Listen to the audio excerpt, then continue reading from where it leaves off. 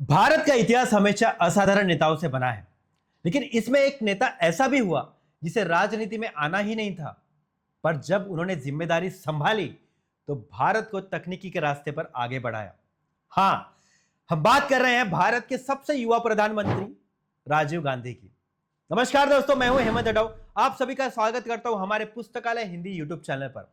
और आज का एपिसोड भी खास होने वाला है और इसलिए इसे अंत तक जरूर देखें और आखिर में पूछे गए सवाल का जवाब कमेंट में जरूर बताइए। दोस्तों, राजीव गांधी का जन्म 20 अगस्त 1944 को मुंबई में हुआ। उनके पिता फिरोज गांधी एक प्रसिद्ध सांसद थे और मां इंदिरा गांधी बाद में भारत की प्रधानमंत्री बनी।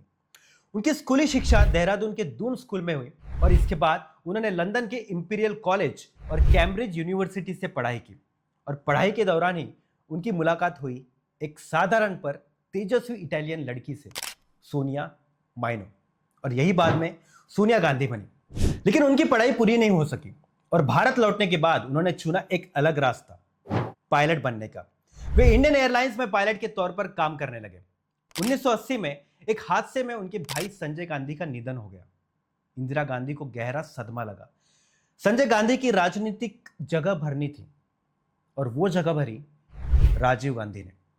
वे 1981 में अमेठी से सांसद बने और उन्होंने राजनीति में कदम रखा, लेकिन झिझक और नाखुशी के साथ। लेकिन बाद में जो हुआ वो इतिहास में अमर हो गया। 31 अक्टूबर 1984, एक काला दिन, इंदिरा गांधी की हत्या हुई और उस सदमे से पूरा देश हिल गया। और उस मुश्किल वक्त में राजीव गांधी ने भारत के प्रधानमंत्री पद की कमान संभाली और तब उनकी उम्र थी सिर्फ और सिर्फ 40 साल। भारत के सबसे युवा प्रधानमंत्री राजीव गांधी का नेतृत्व एक नए युग की शुरुआत थी। उन्होंने भारत को कंप्यूटर से परिचित कराया, टेलीकॉम क्षेत्र में क्रांति लाई और आधुनिक भारत का सपना देखा। सैम पित्रोदा की मदद से उन्होंने दूरसंचार क्रांति की नींव रखी। उन्होंने युवाओं को केंद्र में रखकर नीतियां बनाई। नेहरू युवा केंद्र, राष्ट्रीय सेवा योजना को बढ़ावा दिया। उन्होंने विदेश नीति में नया नजरिया लाया, लेकिन कुछ फैसले विवादित भी रहे। श्रीलंका में एलटीटी के खिलाफ आईपीकेएफ भेजना या बोफोर्स घोटाला, जिससे उनकी छवि धूमिल हुई। 1989 में कांग्रेस की हार हुई, लेकिन राजीव गांधी ने संघर्ष जारी रखा। 21 मई 1991 तमिलनाडु के श्री पेरम्बदूर में एक चुनावी रैली के दौरान एक आत्मघाती बम विस्फोट में उनकी मृत्यु हो गई। राजीव गांधी ने भारत को भविष्य देखने की नई नजर दी। आज का digital India, startup culture, IT parks, इनके बीज राजीव गांधी ने ही बोए थे।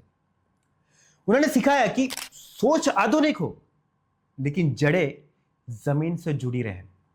आज की युवा पीढ़ी को उनसे बहुत कुछ सीखने को मिलता है। नई तकनीक को अपनाने की सोच, शांत नेतृत्व और देश के लिए कुछ कर दिखाने का जज्बा। आज उनकी जयंती पर हम उनके काम को सलाम करते हैं। राजीव गांधी चले गए, लेकिन उनका सपना आधुनिक भारत आज भी हमारे हर कदम में जिंदा है। तो दोस्तों, आपको राजीव गांधी की ये जीवनी कैसी लगी कमेंट में जरूर बताइए।